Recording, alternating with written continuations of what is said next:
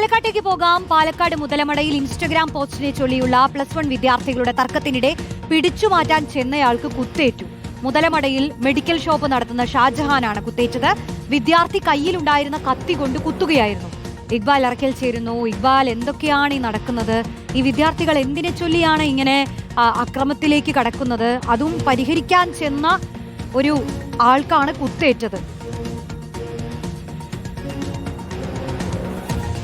രോഷിനി, ഇന്ന് ഉച്ചയ്ക്ക് ഏകദേശം 1:30 മണിയോടുകൂടിയാണ് ഇത്തരത്തിലൊരു ആക്രമണം ഉണ്ടാകുന്നത്. പാലക്കാട് മുതലമട ഹയർ സെക്കൻഡറി സ്കൂളിലെ വിദ്യാർത്ഥികളെ പുറത്തുനിന്ന് എത്തിയ ചില വിദ്യാർത്ഥികൾ ചേർന്ന് ആക്രമിക്കുകയായിരുന്നു. ഇൻസ്റ്റഗ്രാം പോസ്റ്റിനെ ചൊല്ലിയുള്ള തർക്കമാണ് ഇത്തരത്തിലൊരു ആക്രമണത്തിലേക്ക് നയിച്ചത്. ഈ മുതലമട ഹയർ സെക്കൻഡറി സ്കൂളിലെ ചില വിദ്യാർത്ഥികൾ ഇൻസ്റ്റഗ്രാമിൽ പോസ്റ്റ് ചെയ്തതുമായി ബന്ധപ്പെട്ട് പുറത്തുള്ള വിദ്യാർത്ഥികൾ ചോദിക്കാൻ വരുന്നു. പിന്നാലെ ഈ വിദ്യാർത്ഥികളെ ആക്രമിക്കുന്നു. ഇത് കണ്ട് തടയാൻ വേണ്ടി എത്തിയതായിരുന്നു ഈ മുതലമടയിൽ മെഡിക്കൽ ഷോപ്പ് നടത്തുന്ന ഷാജഹാൻ എന്ന് പറയുന്ന വ്യക്തി. ഈ സമയത്ത് ഷാജഹാനെ ഈ പുറത്തുനിന്ന് എത്തിയ ചില വിദ്യാർത്ഥികൾ ചേർന്ന് ആക്രമിക്കുകയായിരുന്നു. ഇവരുടെ കയ്യിൽ മൂർച്ചയേറിയ ആയുധങ്ങൾ ഉണ്ടായിരുന്നു, കത്തി ഉൾപ്പെടെയുള്ള ആയുധങ്ങളായിരുന്നു.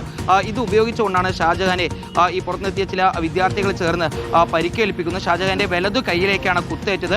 ഉടൻ തന്നെ അവിടെ ഉണ്ടായിരുന്ന ആളുകൾ ചേർന്ന് ഷാജഹാനെ മേഖലയിൽ നിന്നും സംഘർഷത്തിനിടയിൽ നിന്ന് രക്ഷപ്പെടുത്തുകയും സമീപത്തെ PHCയിലേക്ക് എത്തിച്ച് പ്രാഥമിക ചികിത്സ നൽകുകയും ചെയ്തിട്ടുണ്ട്. ഇപ്പോൾ ഷാജഹാനെ വിദഗ്ധ ചികിത്സയ്ക്ക് വേണ്ടി അല്പസമയത്തിനകം തന്നെ പാലക്കാട് ജില്ലാ ആശുപത്രിയിലേക്ക് കൊണ്ടുവരും. ഈ സംഭവവുമായി ബന്ധപ്പെട്ട് ഇപ്പോൾ കൊല്ലങ്കോട് പോലീസ് കേസെടുത്ത് അന്വേഷണം ആരംഭിച്ചിട്ടുണ്ട് എന്നുള്ളതാണ് മനസ്സിലാക്കുന്നത്. ഈ ആക്രമണം നടത്തിയിട്ടുള്ള ഈ വിദ്യാർത്ഥികളെ കേന്ദ്രീകരിച്ചുള്ള അന്വേഷണത്തിലേക്കും പോലീസ് സംഘം കടന്നിട്ടുണ്ട്.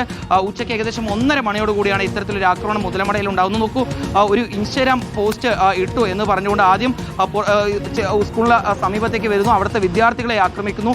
അതിനുശേഷം പിന്നെ അത് തടയാൻ വേണ്ടി എത്തിയ സമീപവാസികളായിട്ടുള്ള ആളുകളെയും ആക്രമിക്കുകയായിരുന്നു ഈ പുറത്തുനിന്നെത്തിയ വിദ്യാർത്ഥികൾ എന്നുള്ളതാണ് മനസ്സിലാക്കുന്നത്. ഏതായാലും ഇവരെ ഉടൻ തന്നെ കണ്ടെത്തി മറ്റു നടപടികൾ സ്വീകരിക്കുമെന്നുള്ളതാണ് കൊല്ലങ്കോട് പോലീസ് അറിയിച്ചിട്ടുള്ളത്. ശരി, ഇക്ബാൽ അറക്കലാണ് വിവരങ്ങൾ നൽകിയത്.